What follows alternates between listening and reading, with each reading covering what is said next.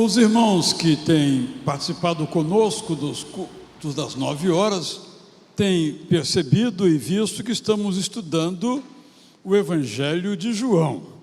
Isso já tem mais de um ano, eu nem me lembro quando foi que eu comecei. Eu até pretendi interromper, mas me estimularam a continuar. Acredito que no mês de março nós terminemos este estudo, que para mim tem sido de uma tremenda riqueza pessoal de compreensão. Eu quero dizer aos irmãos que eu saio, já estou perto de terminar desse estudo de João, sem nenhuma palavra que eu não entenda, nenhum conceito que eu não tenha conseguido compreender, porque estudei cada palavra, cada conceito e apresento aqui os resumos para os irmãos. Entre esses textos magníficos que eu compreendo apenas parcialmente, está a promessa de Jesus de que Ele veio para que tivéssemos alegria completa. Esse é o texto de hoje. Como você sabe, o Evangelho de João é um evangelho diferente na sua maneira de se organizar, não que ele não valorize a cronologia, mas dá ênfase à teologia, ao significado dos eventos. Por isso ele começa daquela forma, e o Natal narrado por ele é bem diferente do Natal narrado por Mateus e Lucas, porque eles dão uma dimensão poética, razão pela qual eu chamei de o Evangelho do poeta João. E aí temos os encontros que ele vai travando com Nicodemos, no capítulo 3, com a mulher samaritana, no capítulo 4, com o paralítico, no capítulo 5, e com os fariseus, em alguns desses capítulos que vão, basicamente, essas controvérsias ao longo de vários capítulos, junto com muitos milagres, inclusive a ressurreição de Lázaro no capítulo 11. E a partir do capítulo 13, nós temos a experiência da celebração da ceia do Senhor. Todo o capítulo 13, 14, 15, 16 e 17 se dá no cenáculo, isto é, um lugar que Jesus estava reunido com os seus discípulos mais próximos, e passa então a eles toda a instrução que precisam para continuarem a proclamação do Evangelho. Capítulo 13, portanto, onde nós encontramos um dos mais lindos versículos da Bíblia, e é muito difícil dizer um dos mais lindos porque são milhares, mas este aqui está no top 5, eu colocaria esse versículo que sempre leio e destaco, 13:1, parte B: tendo amado os seus que estavam no mundo, Jesus amou-os até o fim. Isto é magnífico. O 14, então, nós temos Jesus falando sobre a paz que Ele nos dá, o 15 sobre como podemos manter comunhão com Ele, e o 16 sobre as nossas tristezas e alegrias no mundo. Então nós chegamos à parte de hoje, que vamos ler João 16, 16 a 33, eu uso aqui a linguagem, a versão, a tradução NAA, Nova Almeida Atualizada, que alguns irmãos têm, e eu sempre recomendo, porque é a versão tradicional, chamada Almeida Atualizada, só que agora com algumas palavras e conceitos que a gente tinha gravado, mas que já não fazem tanto sentido por causa da mudança, da evolução da língua. Leio então a partir do verso 16. Um pouco e vocês não me verão mais. Outra vez um pouco e me verão de novo. Então alguns dos seus discípulos disseram uns aos outros: que vem a ser isto que ele está dizendo? Um pouco e vocês não me verão mais. E outra vez um pouco e me verão de novo. E também essa frase, vou para o Pai. E diziam: que vem a ser esse um pouco? Não compreendemos o que Jesus está dizendo. Jesus, verso 19, percebendo que queriam lhe fazer perguntas, disse: vocês estão discutindo a respeito disto que eu acabo de falar, um pouco e vocês não me verão mais, outra vez um pouco e me verão de novo. Em verdade, lhes digo que vocês vão chorar e se lamentar, mas o mundo se alegrará. Vocês ficarão tristes, mas a tristeza de vocês se transformará em alegria. A mulher, quando está para dar à luz, fica triste, porque chegou a sua hora. Mas depois de nascida a criança, já não se lembra da aflição pela alegria de ter trazido alguém ao mundo. Assim também, agora vocês estão tristes, mas eu os verei outra vez e o coração de vocês ficará alegre. Jesus então continua dizendo esses termos: e ninguém poderá tirar esta alegria de vocês. Naquele dia, verso 23, vocês me perguntarão, naquele dia vocês não me perguntarão nada. Em verdade, lhes digo, se pedirem ao Pai alguma coisa em meu nome, Ele lhes concederá. Até agora, vocês não pediram nada em meu nome. Peçam e receberão, para que a alegria de vocês seja completa. Aqui eu faço um pequeno comentário para entendermos um pouco a natureza do registro bíblico. Estamos assistindo já pela época do ano as chamadas retrospectivas. O que é uma retrospectiva? É uma seleção de eventos, palavras, que quem fez a retrospectiva acha que são importantes, encaixando no tamanho que o texto permite ou na duração que o programa possibilita. Por que estou dizendo isto? Porque aqui também nos evangelhos nós não temos tudo o que Jesus disse, nem tudo o que Jesus fez. O mesmo João disse que se fizesse isso, não caberia nos livros do mundo. Jesus não pregou só esses sermões que nós temos, nem só fez esses milagres que nós temos. Ele pregou muito mais e fez muito mais nos 3 anos, no máximo 3 anos e meio do seu ministério. Quando então o autor João, ou Mateus, ou Lucas, ou Marcos, traz um sermão de Jesus, ele faz como numa retrospectiva, ele só coloca o mais importante, porque senão o evangelho ficaria tão grosso, que não caberia nos recursos então disponíveis.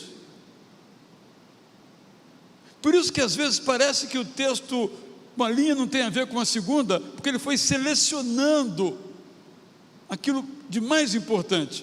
Gostaria que os irmãos tivessem isso em mente, porque não é que o que Jesus falou fique sem sentido, é que os cortes que foram feitos necessários e ficou o que é essencial. Quando a gente lê, por exemplo, a narrativa da Natividade, por que não falou isso, não falou aquilo, mas colocou o essencial? Senão ficaria, no caso de Lucas, em 2 capítulos a Natividade, demandaria 5, 6 capítulos só o nascimento de Jesus. A pesquisa que ele fez foi exaustiva, tinha muito mais coisas a dizer, os nomes, por que ele não falou os nomes, os locais, não temos nada sobre o casamento de Jesus, porque isso não era importante. Por isso que, ao lermos o Evangelho de João, especialmente, estão aqui os resumos, as falas, os milagres, aqueles mais dramáticos, mais cruciais para a nossa fé. E assim eu acho que nós temos uma visão melhor da leitura da Bíblia. Verso 25. Essas coisas eu falei a vocês por meio de figuras. Vem a hora em que não falarei mais por meio de figuras, mas falarei a vocês claramente a respeito do Pai. Naquele dia vocês pedirão em meu nome, e eu não lhes digo que pedirei ao Pai em favor de vocês, porque o próprio Pai os ama, visto que vocês me amam e creem que eu vim da parte de Deus. Vim do Pai e entrei no mundo, mas agora deixo o mundo e vou para o Pai. Verso 29, então os discípulos disseram: agora o Senhor fala claramente, e não emprega nenhuma figura. Agora vemos que o Senhor sabe todas as coisas, não precisa que alguém lhe pergunte. Por isso cremos que o Senhor veio de Deus. Jesus respondeu: vocês creem agora? Eis que vem a hora e já chegou, em que vocês serão dispersos, cada um para a sua casa, e vocês me deixarão sozinho. Mas não estou sozinho, porque o Pai está comigo. Falei essas coisas para que em mim vocês tenham paz. No mundo vocês passam por aflições, mas tenham coragem, eu venci o mundo. Uma das coisas maravilhosas quando nós lemos a Bíblia é descobrirmos que o texto bíblico explica o texto bíblico. Se você pega qualquer texto bíblico, daqueles mais difíceis talvez, mas você continua lendo, em algum momento você vai encontrar a resposta àquela sua dúvida. Desafio você, pega qualquer texto bíblico e continue lendo. Mesmo com quem casou Caim, por que Acã morreu, como é que o Satanás tomou posse de Saul, ou qualquer outro texto, continua lendo. A Bíblia se explica a si mesma. É o caso aqui em João. Realmente, quando nós lemos, tem muitas coisas que a gente fica em dificuldade para entender, mas quando continuamos lendo, as coisas vão ficando claras. E está bem evidente aqui, nesse conjunto de versos 16, um pouco e vocês não me verão mais, outra vez um pouco me verão de novo. Não dá para entender, mas vamos prosseguir. Verso 17, então, responde: os próprios discípulos reconhecem que aprenderam. Então eles dizem: olha, ufa, finalmente, agora o Senhor fala claramente. Você gosta de um pouco e depois, quando, alegria, tristeza, eles entenderam. Minha conclusão disto é simples. Se nós não nos aprofundarmos no estudo da palavra de Deus, aquilo que Jesus diz é uma parábola, uma figura que não entendemos. Mas quando nos aprofundamos, este é o convite. Porque quando pegamos alguma coisa e não entendemos, talvez seja melhor, deixa para lá. Mas ficamos na superfície. Mas quando eu não compreendi, aprendemos com os discípulos, não compreenderam, peraí, Senhor, não estou entendendo, vamos continuar estudando. Esse é o desafio, para que nós entendamos, estudemos mais a palavra de Deus. O segundo destaque que quero fazer está no verso 20. Em verdade, lhes digo que vocês vão chorar e se lamentar, mas o mundo se alegrará. Aqui há uma espécie de ironia. O mundo se alegrará porque não conhece a alegria perfeita, que só é possível em Jesus. O mundo se alegrará por achar que Jesus, tendo partido, não mais o incomoda.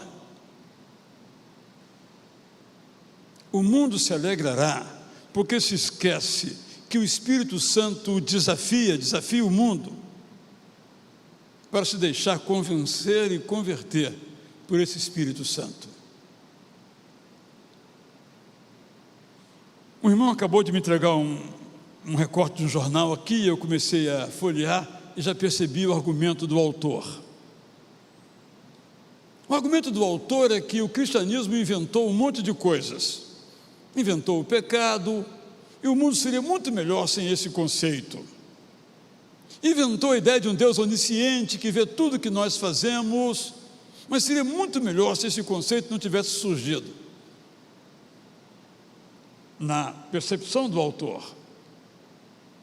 E nós temos visto o cristianismo sendo atacado, não por aquilo que ele faz de ruim, e às vezes nós fazemos coisas ruins como cristãos, usando em vão o nome de Deus, mas o cristianismo vem sendo atacado por aquilo que faz de bom, que é de certo, que é correto, que é santo e só traz boas consequências para a nossa vida.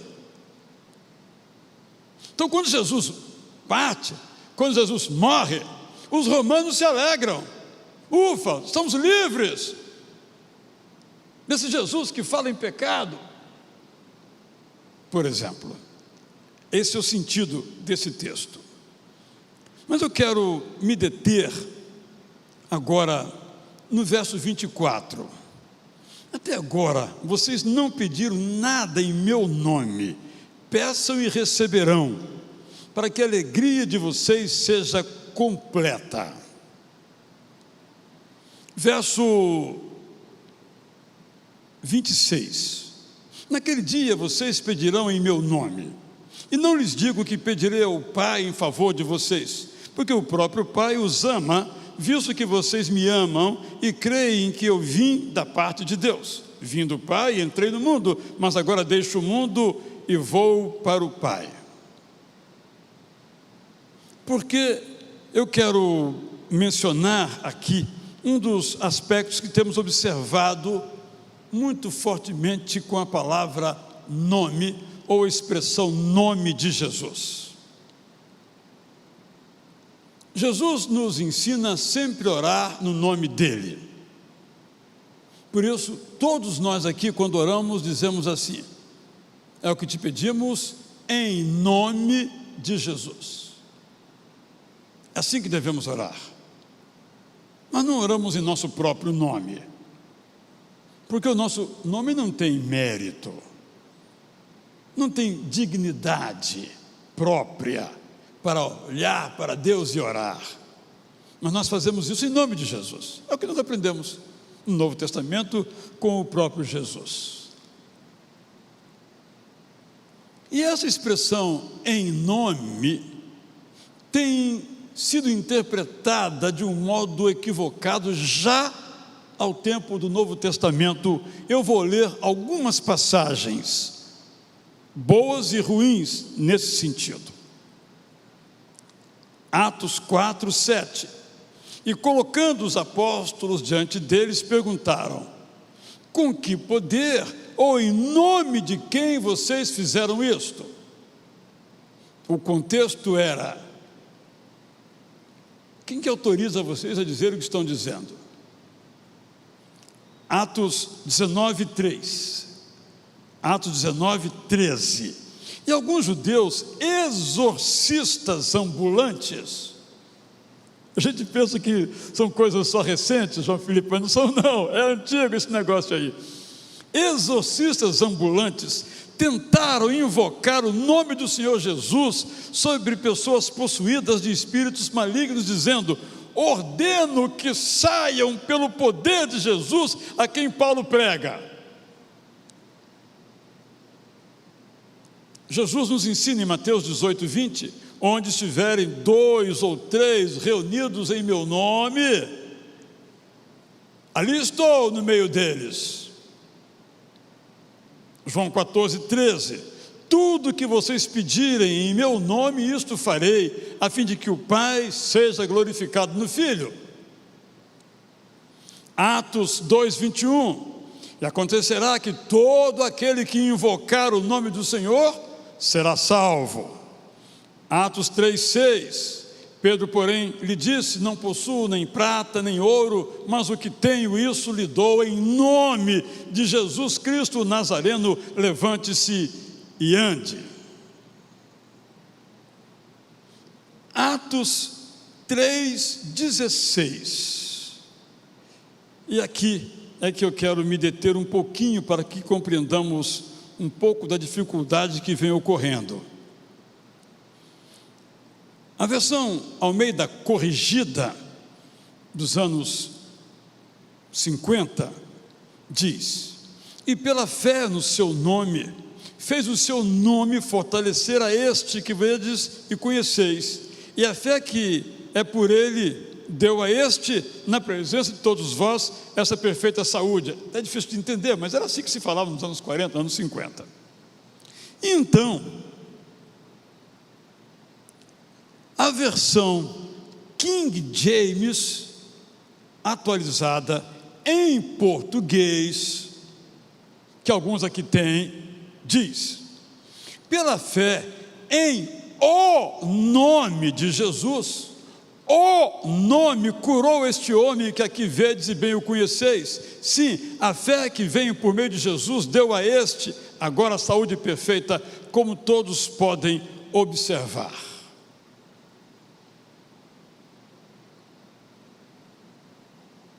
Quando nós pegamos o texto grego, nós não temos esse artigo, o nome. Está na forma contraída, do nome. Essa construção em o nome não existe na língua portuguesa. Não tem como existir.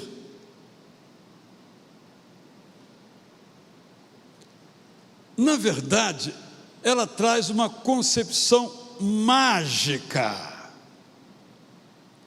Na verdade, quem cura não é o nome. Quem cura é Jesus. E o nome é uma maneira de dizer que é Ele quem cura. Quando dizemos o nome de Jesus tem poder, estamos dizendo que Jesus tem poder. Porque se é o nome de Jesus que tem poder, como criam aqueles exorcistas ambulantes, nós caímos não na oração, mas na magia. Se você usar o nome, está tudo resolvido. Quando nós oramos, então, em nome de Jesus,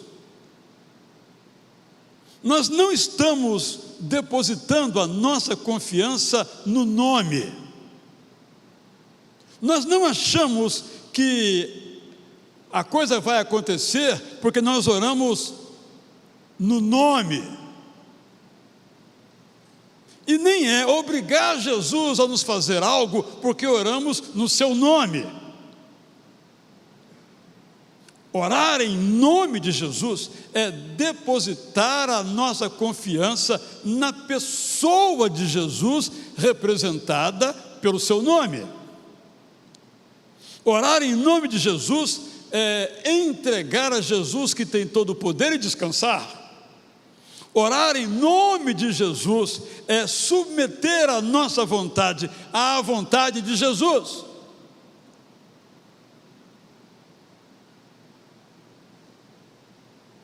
Por isso, nós devemos sempre tomar este cuidado, porque pode parecer, inclusive, que ao orarmos em nome de Jesus, que nós dispensamos o Espírito Santo.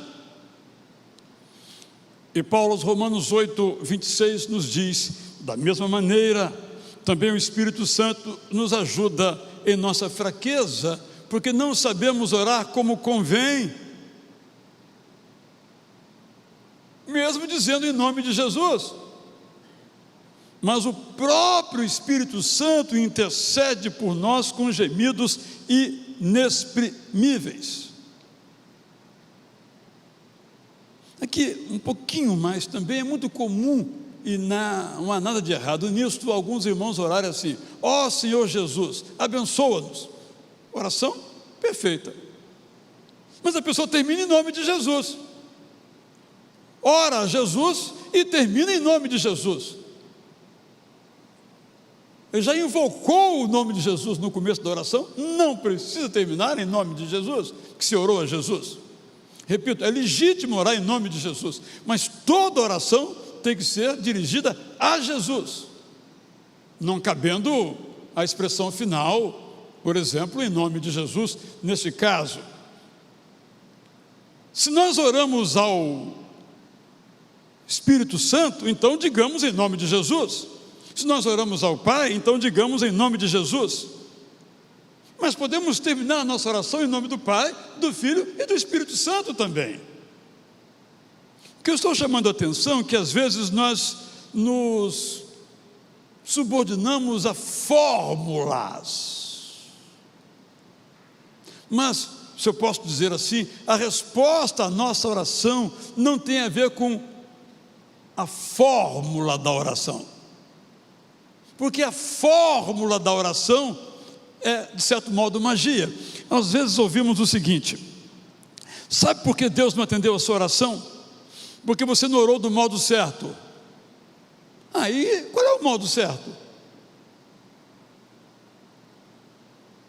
O modo certo nessa concepção é orar em nome de Jesus? Vira uma fórmula. Orar do modo certo, ao contrário, é orar submetendo a nossa vontade à vontade de Jesus. Isso é orar do modo certo. Mas se eu fico em pé, se eu estou ajoelhado, se eu estou deitado, se eu estou caminhando, isso não tem nada a ver com o sentido da oração. É claro, já mencionei várias vezes aqui, quando eu tinha joelhos bons, hoje eu tenho que pagar um preço alto por fazer isso. Eu gosto de orar de joelhos, mas ao orar de joelhos, eu não estou falando que Jesus agora está obrigado a me atender, porque eu orei de joelhos. Ou a vontade dele não é soberana? Precisamos participar, portanto, da escola da oração, de aprender com Jesus a como orar. E não é uma oração bonita. É claro que é muito bom ouvir uma oração bonita, é linda uma oração bonita, mas ouvir é com Ele, responder é com Ele. Eu posso orar apenas assim: tenha misericórdia de mim, Senhor, e mais nada. E Deus, segundo a vontade dele, terá misericórdia de mim. Ou eu posso fazer uma longa oração cujo resumo é: tenha misericórdia de mim. A oração, portanto, é o lugar da dependência da Trindade divina e da sua vontade. A oração não tem a ver com forma, nem com fórmula, mas tem a ver com submissão. Oração tem a ver com o nosso crescimento do entendimento do que é a nossa comunhão. É um processo, por isso chamei que a oração é uma escola. E nessa escola, nós aprendemos, se é que podemos dizer assim, que a melhor oração é a oração intercessória, é a oração pelo outro.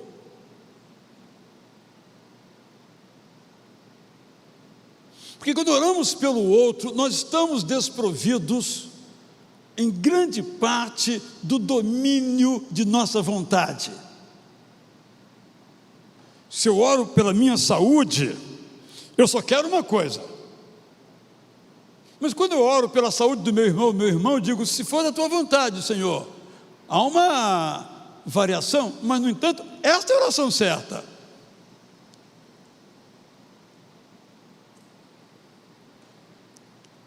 Infelizmente, nós vivemos numa cultura, no mundo inteiro, menos de religião e mais de magia. E nós temos que tomar muito cuidado para que a nossa fé não seja uma tentativa de manipular a Deus ou de convencê-lo de algo.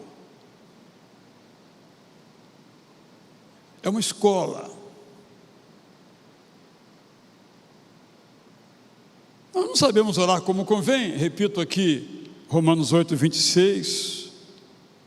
Mas quando nós nos dispomos diante de Deus, o Espírito Santo leva as nossas palavras. Podemos dizer assim, ele traduz o nosso português para o idioma do Pai, que ninguém sabe qual é.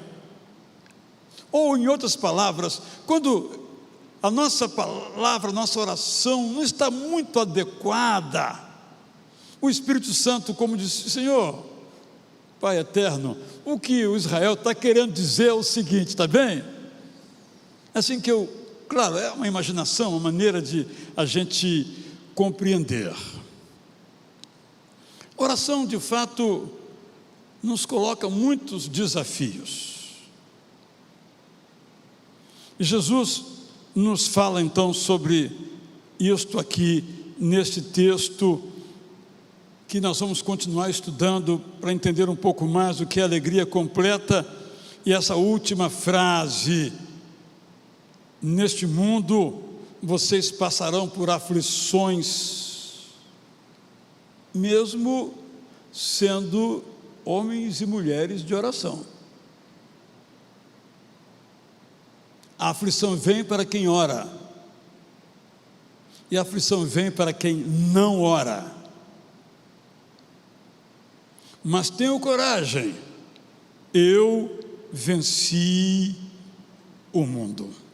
Esse texto que nós lemos, eu vou me permitir então ler a paráfrase que preparei para ela, porque penso que nos ajuda a entender melhor toda a sessão. É sobre a presença, a ausência, a presença de Deus de novo. Os discípulos estão com Jesus, ele vai partir, o mundo se alegrará, os discípulos se entristecerão, Jesus voltará, o mundo se entristecerá, porque o juízo chegou, mas os discípulos se alegrarão, porque a redenção completa terá acontecido. Leio então. 16. Depois dessas palavras sobre o Espírito Santo, Jesus disse outras que os discípulos não entenderam. Daqui a pouco vocês não me verão mais, mas algum tempo depois voltarão a me ver. Então os discípulos começaram a conversar entre si. Vocês entenderam? Ele está dizendo que num momento não o veremos, mas no outro momento que estaremos com ele. Eu não entendi. Outro disse: ele disse que está indo para o Pai? Outro concordou: é difícil entender. Jesus então, percebendo como estavam preocupados, disse: sei que vocês estão discutindo a respeito disso que eu acabo de falar. Vou explicar. Vocês me procurarão e não me acharão. Será grande a tristeza de vocês, mas fiquem tranquilos, depois da tristeza virá a alegria. Não é o que acontece com a mulher grávida? Quando chega a hora do parto, ela fica angustiada, mas quando o bebê nasce, ela nem se lembra do quanto sofreu para dar à luz. É só alegria, junto com o seu bebê. Com vocês será do mesmo jeito. Vocês ficarão cheios de alegria, numa alegria contagiante que ninguém pode tirar. Jesus prosseguiu, versos 23 e seguintes: quando tudo isso acontecer, não sentirão falta de nada. Como essas coisas ainda não aconteceram e aqui estou, peçam o que quiserem ao Pai Eterno, peçam em meu nome, peçam o que quiserem e receberão, a alegria de vocês será completa. 25 a 28. Depois dessas palavras, Jesus começou a se despedir dos seus discípulos. Até agora, não lhes pude falar claramente sobre o Pai Eterno. Vocês não estavam preparados. Agora estão. Saibam que quando estiverem com o Pai Eterno, vocês não precisarão da minha intermediação, como hoje acontece. Vocês poderão fazer seus pedidos diretamente a Ele, o Pai. O Pai Eterno sabe que vocês me amam e creem que Ele me enviou ao mundo. Ele ama vocês. Quanto a mim, eu vou do céu para lá, agora volto para junto do meu Pai. Versos 29 a 32. Um dos discípulos comentou: mestre, agora finalmente tudo está completamente claro para nós. Tu sabes mesmo todas as coisas. Outro acrescentou: não temos nenhuma dúvida, tu foste mesmo enviado como Messias pelo Deus eterno. Jesus então completou: que bom que agora entenderam e creem. Em seguida acrescentou: preparem-se, quando chegar a hora, e ela já chegou, vocês se espalharão, cada um para a sua casa, e me deixarão sozinho. Só que eu não ficarei sozinho, porque o Pai Eterno está sempre comigo. Verso 33, por último, arrematou: tudo o que falei teve o objetivo de lhes tranquilizar. Eu lhes desejo a paz. vocês passarão por muitas aflições neste mundo, mas tenham coragem, porque eu venci. Espero que possamos estar juntos na próxima semana, quando, se Deus nos permitir, nós vamos prosseguir para entender essa última parte, então, do capítulo 16. Fiquemos, então, com esse entendimento da alegria completa, que começa agora e se realiza no futuro. Fiquemos agora com o convite de Jesus, para que a partir de nós, embora o mundo não queira essa alegria, possa ser confrontado, desafiado a esta alegria e aceitar esta alegria. Não é alegria como o mundo dá e vive, não é a paz como o mundo vive e discute, é a alegria da comunhão com o Deus eterno, é a alegria da comunhão com o Espírito Santo, é a alegria da comunhão com o Jesus da graça. Eu, então, lhe convido a se colocar em pé, você que está em casa, caso queira fazê-lo, ficar em pé, para cantarmos juntos que, de fato, a luz que brilha não é a nossa, a luz que brilha é a luz do Senhor Jesus Cristo. O autor diz, então, que Jesus Cristo é a luz deste mundo, Ele nos acorda do sono, mesmo que profundo, brilha em mim. Quem souber bater palmas, eu não vou fazer isso, porque se eu bater, ninguém conseguirá me acompanhar. Então eu prefiro olhar alguém, seguir e imitar. Não me imitem, por favor, que eu sou péssimo. Vamos então cantar esse desejo mais profundo do nosso coração.